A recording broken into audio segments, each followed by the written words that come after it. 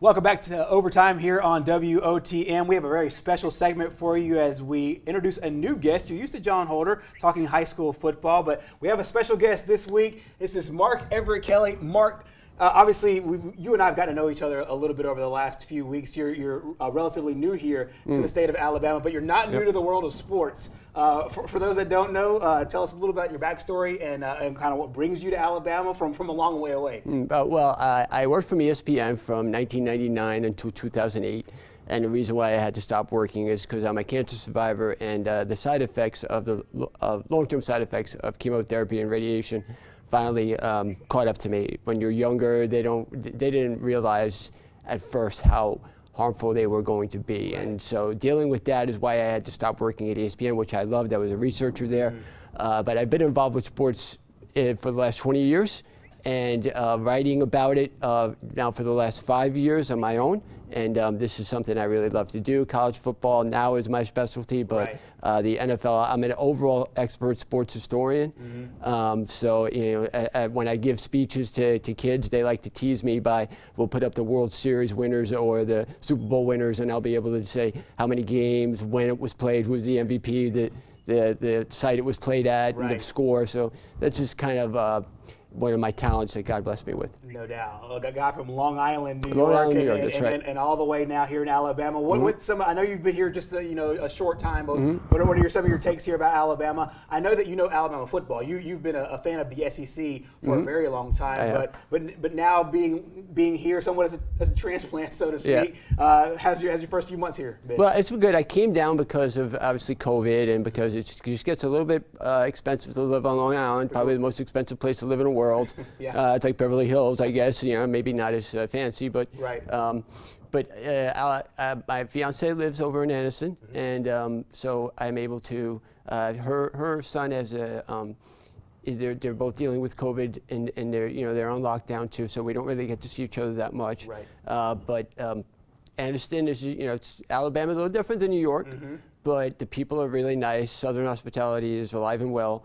And I've been able to, probably not as many as I would meet if things were normal. But everyone that I've met so far, the church, I've gone to church at the Highlands over here, and people have been very nice, and they couldn't make me feel any more welcome than they have. I know, and I've gotten to know Mark here over the last about few weeks or so, and he has a dynamic background. Over 200 podcasts he's produced on television, radio, all at the highest levels with ESPN and such. What are some of your favorite parts about this industry? And then I'll also ask you about about being a cancer survivor and your work there as well, because sports keeps you busy on one end, but then you also have a passion for those that have gone through stuff that you have. The thing I love about sports is I always love looking at statistics and breaking things down. And now you're able to look at things and say, like, for instance, looking at Alabama, how many times, I believe it's like 47 times since 2018 that they've scored a touchdown 30 yards or more since the start of the 2018 season. I mean, that's just amazing. So looking at a box score, I'm able to look at a box score and see things that people don't normally see, because that's what I was trained to do when I was at ESPN. They really focus on, okay, find us the next stat, the next generation stat, something that'll be so impressive to people that wouldn't normally know. Like, for instance, Matt Stafford a couple weeks ago led a game-winning drive. He's had 34 game-winning drives since 2011, which is the most in the NFL over that time span. But the other interesting thing about Stafford, which kind of lays in with the Detroit Lions, Stafford has the most passing yards in NFL history without winning a playoff game. Oh, wow. So those are the types of things you look at and you see. The correlations. The correlations, like we talked about with Tua, when his first game against the Rams, they got outgained by 326 yards, and they still won. The Rams had been 6-0 in their history when outgaining a team by 326 yards until that game. So and it's really dynamic stuff, and we'll get to the heart of your foundation as well. I know you have a big passion for those that are cancer survivors that are in the workforce as well. But let's talk some sports here. While I have you on, let's talk right now. Let's talk college football, and I know that you have crunched a lot of numbers as it relates to two of the top quarterbacks right now in college football, and that's Alabama quarterback Mac Jones and Florida quarterback Kyle Trask, both having phenomenal seasons. And you brought up a great point, as we talked earlier, that they have had seasons that are comparable to one that we saw last year with Heisman winner Joe Burrow. When you look at their numbers through 6 games, all right, Joe Burrow had incredible season last year. LSU, I wrote about it during COVID because I thought, let's just look back and see what LSU did. They had a magical run in 2019. They beat the teams when they needed to. I know their game against Alabama, starting with when Tua fumbled that ball on their first drive, people were kind of thinking, okay, here we go again. Alabama's going to score and dominate. That play gave them the confidence. They had to take advantage of that, though, and they did. They took advantage and they ran with it, and that led them to the national championship. Right. So if you look at Joe Burrow this year compared to Trask and Jones, which to me are probably the Heisman Trophy candidate favorites, through 6 games, they are mirror images of each other. Right. Mac Jones has more passing yards. It's 2,197, which is like 40 more than Burrow had, and it's about 20 more than Trask has now. Trask has more touchdowns at 28. Because Mac Jones has Najee Harris on his team, right. He doesn't throw for as many touchdowns as Kyle Trask does, which is set an SEC record with, I believe, 6 straight games of at least 4 touchdown passes in each game. That's never been done before. Right, right. But Burrow had a better overall quarterback, average, which is passer rating, which there's so many different computations for that. Most people don't understand that. Right. He has a higher completion percentage. He obviously is 6-0, like Mac Jones is 6-0, right. and Trask is 5-1. But when people talk about the year that Joe Burrow had last year, we have 2 quarterbacks in the SEC, which really are similar. They both were juniors when they took over. They both took over because of injuries. Right. And they both are big, strong, big-armed quarterbacks. And there's so many similarities. And if you look at the way Burrow played last year, that's not where the similarities end. Right. So it's going to be interesting to see if they can, because they're going to wind up playing each other in the SEC championship game. Yeah, and I think it's going to be a dynamic thing between those 2 offenses that are having some of the best seasons. And you're looking at some of the comparable numbers between Joe Burrow's season in 2019 and what so far Mac Jones and Kyle Trask are doing this year. Outside of the records, you're seeing a lot of similarities. And Trask, over the last few weeks, has really, really upped the touchdown numbers. Of course, he's got guys like Kyle Pitts and other people that you referred to earlier. But some of the most dynamic things in my overall look at them from the outside looking in is their completion percentages have been off the charts. Unbelievable. 79% for Burrow, almost 80%, 79% for Jones. And you look at the games, just like 2 of the last 2 years in 2018 and 2019, we talked about he went 25 touchdowns but throwing a pick in each of those seasons. And that kind of set up the expectations for these quarterbacks now. So maybe back like 3-4 years ago, wasn't expected for a quarterback to complete 80% of his passes. Right. But right now, that's really not rare. Exactly. So if you see these guys, this is just in the last 2 years, this is kind of where college football and the pros is leading to as well. No doubt. And I think number one, is a great point. And also, 2, you have comparable stats, and then also you have to keep in mind that Burrow played a quote-unquote typical schedule. Kyle, Trask, and Jones are playing against SEC and teams. all SEC teams as well. Like you said, Miller Forstall, the quarterback or the tight end for Alabama, he talked earlier this week during his media availability about his buddy and his quarterback, Mac Jones, and the progression he has seen since his freshman year. I remember him being really skinny, skinnier than I was, and that says something because I was skinny. I just remember being small and undersized, but a very hard competitor, even on the scout field. He was always yelling at himself, I remember, because he wanted to be so good. He held himself to such a high standard. That's something that really sticks with me, and I think has led to his development. Being such the player he is now is because he holds such a high standard up for himself. I remember him being really skinny, skinnier than I was, and that says something because I was skinny. And that was Miller Forstall talking Mac Jones in that segment there about his quarterback and about what he brings to the table going into this upcoming season and what he's seen in his development since his freshman year. Yeah. Well, coming up next here on Overtime, we will continue our conversation with Mark. We'll hand out some midseason awards as it relates to Mr. Kelly over here. We'll talk that and more next here on Overtime. Welcome back to Overtime here on WOTM. A quick programming reminder, the Friday night AHSAA Game of the Week this week, Oxford and Pinson Valley. A great matchup in Class 6A football. The #1 and 50 champion Yellow Jackets travel to Pinson. They will take on the Indians, the 3rd-ranked Pinson Valley Indians. Between these 2 teams, they have the last 3 6A state championships. It should be another great one over in Pinson. You can catch that live right here Friday night. Kickoff is set for 7 o'clock. Well, back here on Overtime on our set, we're joined by Mark Everett Kelly. We talked earlier about the main quarterback comparisons going into this year. And right now, in my opinion, we have a pretty good sample size about how everybody relates so far.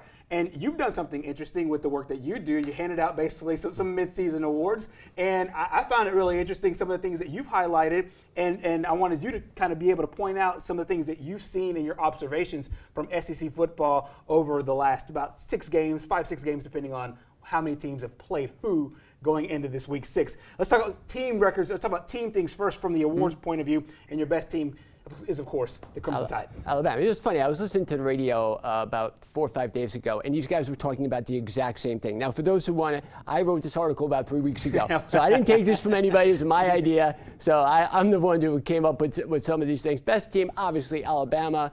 Surprise team, Arkansas. Most people didn't think they were going to win many games, if any, coming into this season with a conference-only schedule. Their defense and their ability to turn teams over. They led the SEC in turnovers heading into last week against Florida. That's been their biggest thing, and their coach, Sam Pittman, definitely should be up for Coach of the Year. No doubt. The disappointing team, obviously LSU, because even though they lost a lot of guys to COVID and guys sitting out, and obviously Burrow and stuff, most people thought they were going to still be a contender in the West. I picked them to win 7 games before the season began. Right. So especially that loss against Missouri where they couldn't score from the 1-yard line. And then obviously against Mississippi State when people didn't know that Mississippi State was only going to score 2 points against Kentucky. Right. So when they started off against LSU, that they look like this juggernaut, and they've really gone down since then. So LSU kind of looks worse and worse as the season goes along because of that loss of Mississippi State. Right. But now Auburn, okay, that might not rub well with people around here. But when you have the SEC basically say in 2 games, we blew it, and I'm sorry, but they should have lost both those games. Yeah. And they lost to South Carolina, who they hadn't lost to since 1933. Maybe they're, plus the fact that you don't know what's going to happen at Jordan-Hare Stadium. You know, like who's going to be in charge of the clock, whether maybe give them an extra second here. You know, nothing against, Auburn. Auburn's earned everything they've gotten, but come on. I think a lot of Auburn fans would agree there, because you can make the argument, especially through the first 4 games. They could have started 0-4. They should have been. Or 1-3 at least, Right. Or give them credit at least for the LSU game. But like you said, I mean, it was a kind of a lucky start, and they got some help from the Zebras as well for them. I love this one. Boy, were we wrong about this team, and you like Tennessee here. Tennessee, but another article I call them the best disappearing act, because poof, at halftime against Georgia, they disappeared. Since the halftime against Georgia, they have won 8 straight going into that game. They're up 21-17 at half. Since that halftime, they've been outscored 133-37. Wow. What happened to them? Best team outside of Alabama. I thought that as soon as Texas A&M, before the season started, I picked them to be 9-1. The only team they weren't better than, in my opinion, was Alabama.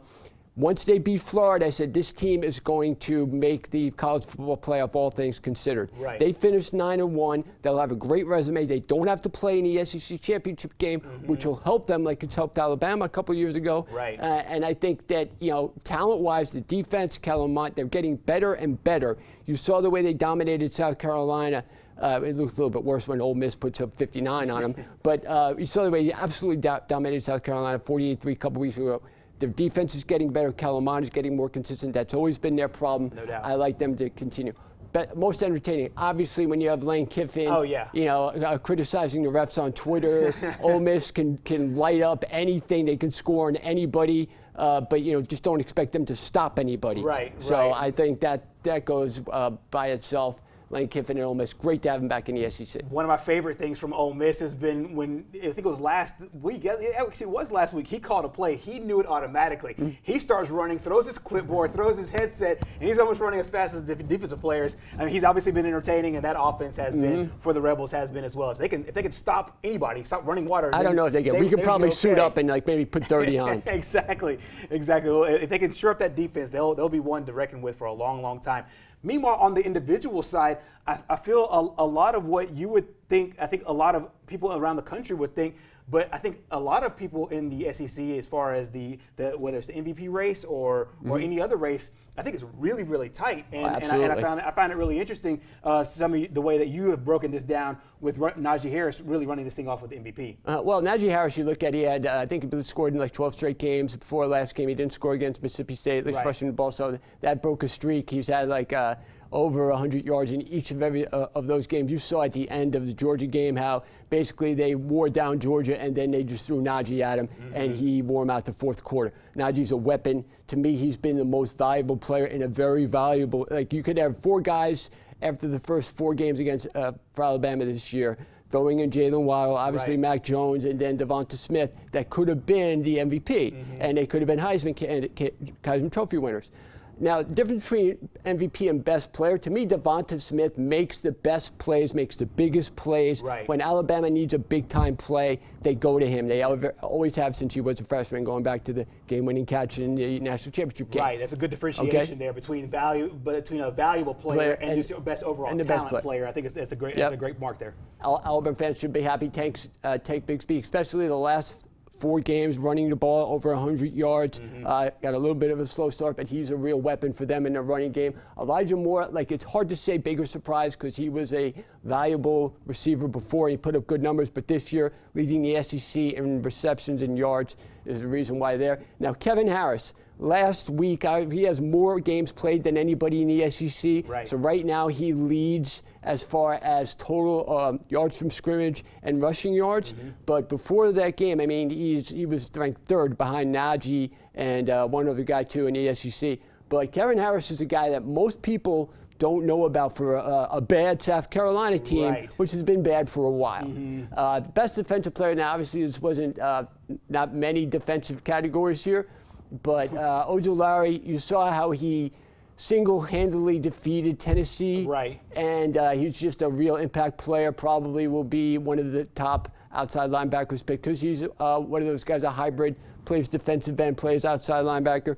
He's probably the best linebacker to me in the SEC. No doubt, and I agree with so much of that. And obviously with Coach Smart coaching him up there in Athens, there you go. I mean, he's had everybody but the best Alabama. coaching. Exactly. And Florida now. Right. Well, coming up next here on Overtime, we'll talk a little bit more college football with Mark, diving into Auburn and Alabama's matchups coming up for this weekend. We'll have that and more coming up next on our program. Continuing our time here on Overtime on WOTM, we will stay in college football. And Auburn and Alabama, after a week off last week, are both on the field this week. We continue our conversation with Mark Everett Kelly about those 2 matchups. Let's start with the Crimson Tide. It'll be 21 days when they hit the field, the last 21 days for Auburn as well. Auburn played a really good game, but Alabama's had a really strong season so far. This is Alabama's practice from today, getting ready for that Kentucky football team. I'll ask you, just from a preparation standpoint, I know you have them as your best team, but I would think that they will just pick up right where they left off. Well, yeah, I mean, obviously playing Kentucky, a team that they have 37-2 all time against. They've taken, I believe, a 6-7 game winning streak into this game. And they won 29 straight games against the SEC East opponents. They have absolutely dominated the SEC East, 38-3 overall in Saban's era since he became coach. That is so far and ahead everybody else in the conference. It's not even funny. And they've not only won 29 straight and are 38-3 overall, but they're winning their games by an average of 20 points per game. Wow. Yeah, and I think that's the biggest part. It's not just the fact that they're rolling out a good team with a good offense, but they're dominating. They're dominating. And you brought up a great point when you and I were talking off camera that their defense is one of the things that's gotten really, really it's gotten a lot better. Say a lot better. But at the same time, they're also doing things that great defenses do. They got the big shutout a couple of weeks ago against Mississippi State. Against Mississippi State, which they came in with a dynamic offense, and I mean they came in with a quote unquote dynamic offense. I mean, offense on paper was dynamic. So called. Not necessarily scoring. They had some problems of their own. But I think that the way that Bama's doing has been really impressive as well defensively. Well, you look at the breakdown against Ole Miss had everybody running for the bridges. Okay, if there are bridges in Alabama, I don't know. There's few. But there are in New York. So. And then they've gotten increasingly better over the last couple weeks. They played very well against Georgia in the second half. They played well. Tennessee, they're not that big of a threat, and neither is Mississippi State. But I thought Mississippi State was really going to give them problems after week 1 because they spread out. They normally do things that Alabama has problems with. Right. Okay, and Alabama absolutely shut them down. And you expected this from Alabama. Dylan Moses and some guys that weren't there last year, plus all the experience the young guys got last year, so you expected them to get better as the season went on. No doubt. Okay, And they've done just that. And another thing, Charlie Strong is floating around there, throwing in his 2 cents too. So I expect them to get better. I expect them to be one of the better teams toward the when the season ends. They will be either in a top 3 in overall defense. Another interesting thing about Kentucky is they have the best pass defense in the SEC. Yes, so this would be Bama's a great matchup for Alabama. But however, last week Arkansas had the second best pass defense, and they gave up 6 touchdowns to Kyle Trask. So it depends on your opponent too. No doubt, no doubt. Head coach Nick Saban met the media earlier today talking about what Mark just talked about, that Kentucky defense being really strong and some of the things they'll have to execute on Saturday in order to come out victorious. It's been almost 3 weeks. Will be 3 weeks by game time. Practice has been good. The focus in practice has been good. Players' preparation has been good. But I think they realize this is going to be a little different kind of game. These guys really run the ball, try to shrink the game, play really well on defense, don't give up very many explosive plays. They're big and physical, so it's going to be a different kind of game for us, and I think it's going to be a tough game. But we're looking forward to get back in Bryant-Denny Stadium and having the opportunity to, play and compete. Meanwhile, Auburn is also up against an SEC East opponent in Tennessee. Auburn played its best game the last time we saw. What do you expect from the Tigers this Saturday? Well, I mean, they don't really play each other that much. It's only their third meeting since 2010. The last time they played, Tennessee snapped a 6-game winning streak in 2018. The thing about Auburn, the last 4 games, their offense is really exploded, averaging 33.8 points per game, averaging 473 yards per game. In their running game, they have 4 straight games of over 200 yards compared to the first 2 games where they only had 130 rushing yards total. Finding their identity on offense, and that's really been led by a great offensive line. And Tayshawn Manning spoke with the media about the way that offensive line is gelling, and they want to be able to continue to keep improving as the season goes along. Honestly, I believe we're all just ready to get back out there and get rolling again. We ended on a roll, and we're ready to get back on it. I think the experience, being able to play with each other game after game, it makes us stronger and come together more and able to play off each other. Well, Mark, it's been an absolute pleasure talking to you a lot about sports, but I also want to talk to you about your other passion as well. And you have a passion, like you said, for people who are in your situation.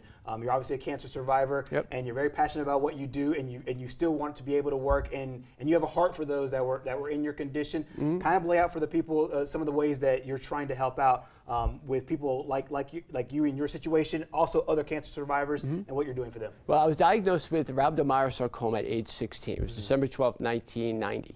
And the doctors told me I only had 6 months to live. And I had a massive amount of chemo, radiation, bone marrow transplant.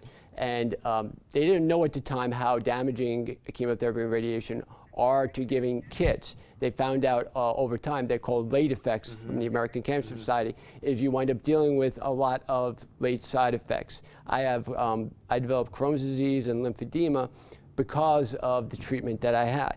That affected me being able to work. That's why I had to retire from ESPN in 2008 as I fixed my That's all good. my microphone here. And then after that, I had to. Retiring, I wondered, what am I going to do? Now, I was married at the time, so I didn't really have to worry about it that much. But I've been divorced for the last couple of years, so now you have to prepare yourself, and I now have to do things myself and be able to have a career. Okay. Now, a lot of people with cancer survivors, they struggle with that because they beat cancer, but then dealing with the side effects of this disease. I hadn't worked since 2008. Right. And being able to financially provide for myself was a struggle. And there were a lot of people in my position. So I wonder, okay, I believe in God. I believe we all have a specific thing that God gives us, a unique talent that is just ours. So what can I do to give back and make a way for myself and provide for myself. Because when you don't, I mean, that makes you feel really bad. Yeah. I mean, if you feel like you cannot provide for yourself, and you look at yourself like you're a burden to other people. Like, nobody should have to take care of me. I should be able to take care of myself. Despite all of the things that I'm facing, there's got to be a way for me to do it. So sports was my passion. I started the website. I've written over 500 articles. I've done over 130 podcasts by myself and 70 podcasts with my partner when I worked for an internet radio station called Worldwide Sports Radio Network, which is who I write for now, and my articles, you can find them on there. And that's kind of where I came back, and I wrote a book called My Scars Tell a Story, which is about my experience with cancer. Now, I had written that book a long time ago, but I was able to get it published a couple years ago. So that's really what I'd like to do now is I was able, when I came down here to Alabama, I was able to get a job working for a company called ER Assist, which does disaster relief. But I hadn't for a long time, because when you're on disability, there's limitations you have to work with. Right. So one of the things that I really would like to do is be able to get support for my writing, because this is something I love to do. This is something that in public speaking, I do public speaking as well. That's really what I would like to do with my career, being able to go speak to churches, colleges, high schools about overcoming obstacles, Right. having each of you having something specific that you can give society that makes you valuable. That you don't find your value in apps, you don't find your value in likes and memes. Right. You find your value in who God made you and your ability to give back to society. Yeah. To me, that's where my biggest heart is. So if you go on my website on CK Magic Sports, you can see all the articles I've written. You can see I have 2 blogs, one called Living as a Cancer Survivor, another where I honor a lot of the African Americans athletes that gave their life for like their social justice, like the guys in the '68 Olympics and Jackie Robinson, a lot that came before that really gave to set the stage for now.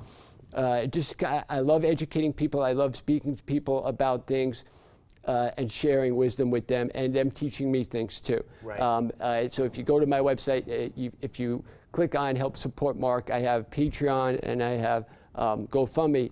I've had Patreon for a while, but I'm not that big into self-promotion, but it's a way to help me provide for myself, and then people see me doing things and they see me making it and they see me able to support myself. I want to be able to inspire others to do the same thing, because I believe we all have a responsibility to give back to society, No doubt. and to whatever God created us for, to be able to complete that. Worldwide Sports Radio is where I work for. They have an app too that if you download, you can read all my articles. You can see the shows that they do. My former partner Ryan, he has a show in the morning on Monday and Thursdays. So it's a way to support them, support me, and also provide hope for cancer survivors who once they beat cancer, and now you beat cancer, great, but you can't work anymore. Right. So that is something that a lot of being able to provide that a lot of survivors face. Yeah. Doctors, lawyers, people that have given their whole lives to a specific industry, now they can't work. Right. What are they going to do? You think you beat the biggest demon you have, and now, now I can't work and provide for my family. That's a real worry. Right. And it really became tight for me over these last couple months before I was able to get that job with ER Assist. It would really help me out. And then provide a little bit of a breakdown where I could have a little bit of a fallback. Right. But I still hope to, my career, I still hope to do public speaking and writing and be able to have that. No doubt. As You're well. providing a whole lot of hope to a whole lot of people. And thank you so much for Thank joining you. us. We'll have Mark on in the future. That is it for our program here on Overtime. We will see you next week. Lots of great high school football on the way right here on WOTM on Friday night.